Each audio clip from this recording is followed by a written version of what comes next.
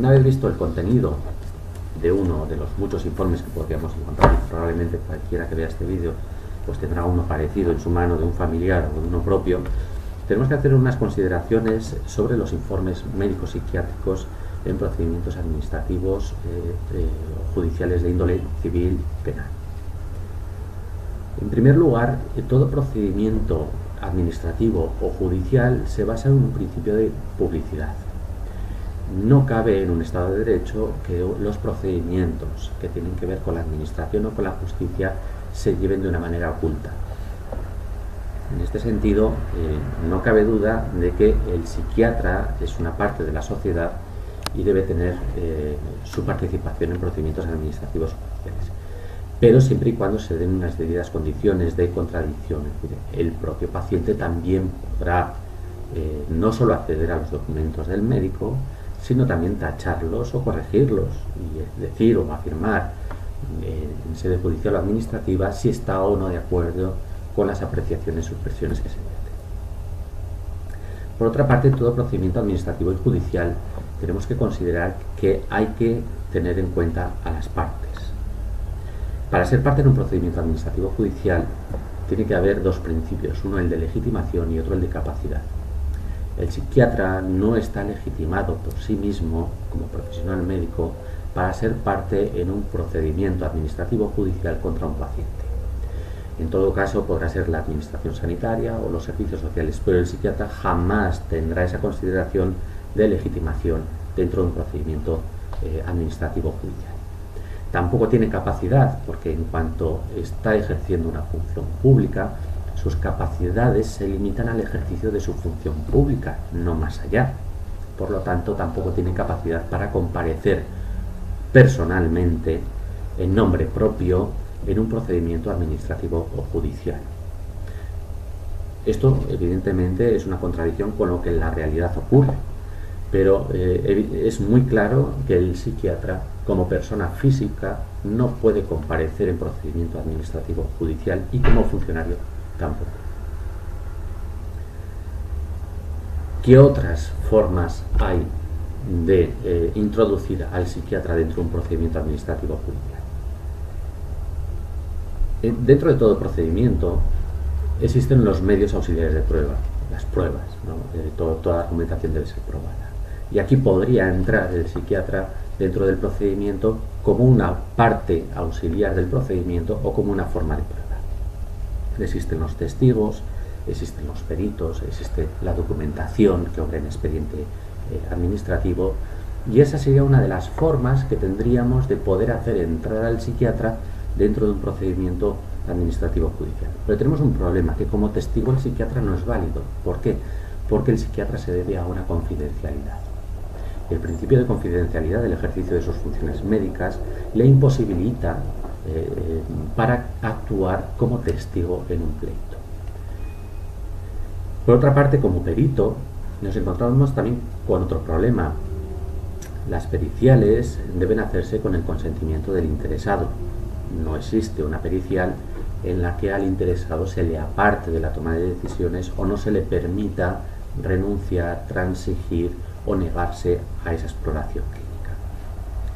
En tanto en cuanto el psiquiatra no advierte al enfermo o a los familiares que las expresiones, testimonios, argumentaciones que exprese podrán ser utilizados en su contra, evidentemente en ningún caso esto podría llegar a ocurrir.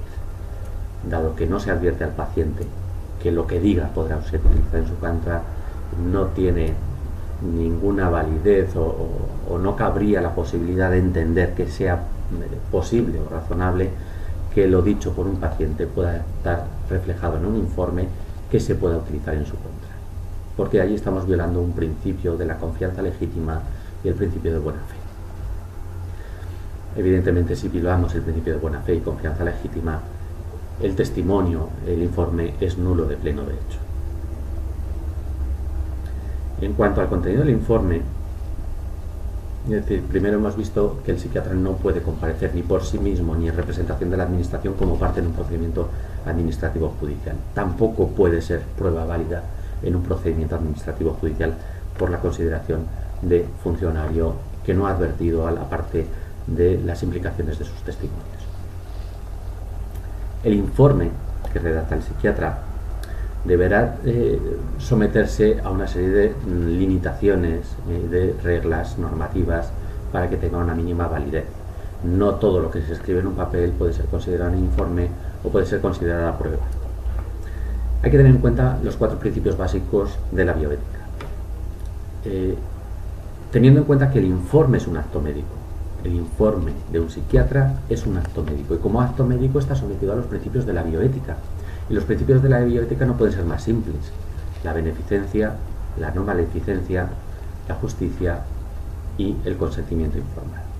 Estos 4 principios se violan constantemente en los informes psiquiátricos que se utilizan en los procedimientos. En primer lugar, porque el informe solo podría expresar, como acto clínico, dentro de los principios de la bioética, solo podría expresar aquellas cosas que pudiesen beneficiar al paciente, no aquellas que le puedan perjudicar.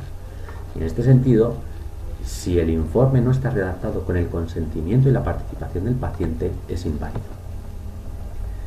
El principio de no maleficencia, tenemos otro problema similar. El informe médico no puede producir un daño consciente al paciente. Un informe que humilla, denigra, coacciona, somete a un paciente, le está creando un daño jurídico, un daño moral y por lo tanto sería también nulo de pleno derecho. No podría ser considerado un informe que está perjudicando al paciente.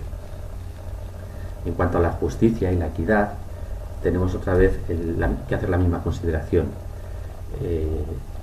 Un informe pericial solo puede darse cuando hay una simetría entre las partes, cuando hay una voluntariedad, cuando hay una información tendente a la equidad, cuando se igualan las fuerzas de las partes. Sin embargo, el psiquiatra está en una posición de superioridad técnica, moral, jurídica, administrativa, y el enfermo está en una posición de absoluta indefensión, con lo cual tampoco podemos aceptar como válido un informe psiquiátrico en un procedimiento administrativo judicial en base a este argumento. Y por último, el consentimiento. Para que el informe psiquiátrico sea válido, primero habrá que recabar el consentimiento del paciente y deberá informarse al paciente de que lo que va a decir va a quedar reflejado en un informe que podrá ser aportado en un procedimiento que le podrá afectar en su esfera familiar, laboral o jurídica. Esto no se hace. En cuanto a las normas derivadas de los informes médicos o de la acción médica, tenemos el deber de confidencialidad, que se viola con el informe psiquiátrico, el de fidelidad y de lealtad recíproca, que se viola con el informe psiquiátrico, y el del consentimiento informado. Evidentemente, en la práctica mayoría de los casos, estas normas derivadas de la práctica médica no se dan en la información psiquiátrica que se presenta en los juzgados. Por otra parte, si entendemos que el informe del psiquiatra no es un testimonio, no es una mera expresión documental de lo ocurrido, sino que es un informe pericial que trata de forzar o encaminar la decisión de un juez en un sentido o en otro, tenemos que referirnos también a los principios de validez de los informes periciales. El primer deber es el deber de objetividad. El informe debe evitar sesgos, debe evitar los prejuicios, razonar los argumentos, utilizar la sana crítica, utilizar la motivación, por ejemplo, en la prescripción, y establecer por lo menos una línea argumentativa. No basta con frases sueltas, como hemos visto en el ejemplo, sino que tiene que haber una argumentación, una motivación, un mínimo de razonabilidad y por lo menos la limitación de los posibles sesgos. Otro de los deberes periciales es el deber de prudencia. El deber de prudencia nos indica que como peritos debemos intentar no asumir verdades absolutas.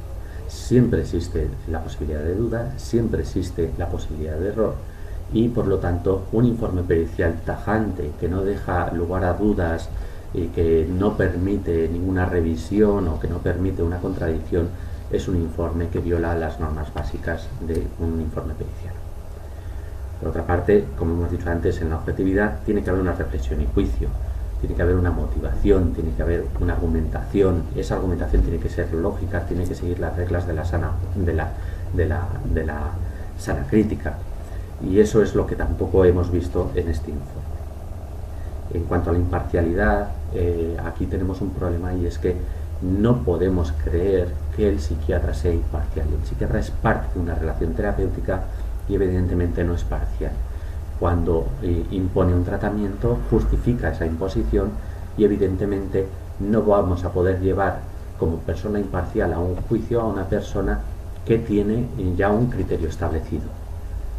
Y tiene un criterio establecido sobre lo que debe hacer el paciente y sobre en qué sentido se tiene que imponer la voluntad del médico sobre el paciente. Por lo tanto, no puede ser imparcial, ni su informe puede ser considerado imparcial. Su informe no va a asumir un error médico, un error de diagnóstico o un error de tratamiento. Por lo tanto, no es un informe imparcial. Es un informe que le afecta personalmente, y afectándole personal y profesionalmente al psiquiatra no se puede considerar imparcial. Otro de los principios de los informes periciales son el principio de veracidad. Los informes periciales, sean de arquitectura, sean jurídicos, sean médicos, sean psicológicos, deben permitir la contradicción, es decir, deben permitir que nosotros, como interesados, podamos contratar a otra persona que pueda contrastar las expresiones vertidas, que pueda reproducir los experimentos o pruebas clínicas realizadas y que pueda certificar que lo expresado es real o no. Y sin embargo hemos visto que todas las expresiones que se vierten en estos informes son tan vagas, son tan ambiguas, son tan generales, son tan poco contrastadas o probadas, que es imposible comprobar si lo que ocurrió es realmente lo que se ha expresado en el informe o cualquier otra cosa. Existe una forma muy fácil de control. Los informes periciales que se vayan a aprobar en juicio o que se vayan a presentar deberían ser realizados en una sala especial donde haya grabación audiovisual de la prueba. Con esto no quedaría ninguna duda de si lo expresado por el psiquiatra se corresponde con la realidad o no. Sin embargo, esto no se hace.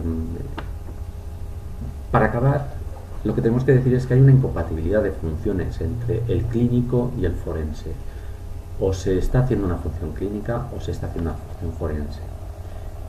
En ningún caso podríamos mezclar las dos cosas. Hay una incompatibilidad de funciones, y lo que ha hecho un clínico no debería ser utilizado como medio forense de prueba, y la exploración forense no debería estar basada en una actuación clínica, sino en una actuación, en un análisis objetivo de la situación. Porque todo ello lo que hace es llevar al paciente a una situación de absoluta indefensión. Se expresan situaciones, contextos muy ambiguos, que luego son entendidos normalmente de una manera complaciente por el juez, y que llevan a una sentencia o una resolución judicial contraria al derecho y contraria a los intereses del paciente, sin que éste pueda oponerse. El paciente debería tener la posibilidad de contradecir esos informes psiquiátricos con un informe neutral, independiente. Para ello sería necesario que el paciente sea considerado dentro del procedimiento administrativo judicial, que se le designe una defensa judicial y que pueda acceder a un perito evidentemente o manifiestamente neutral.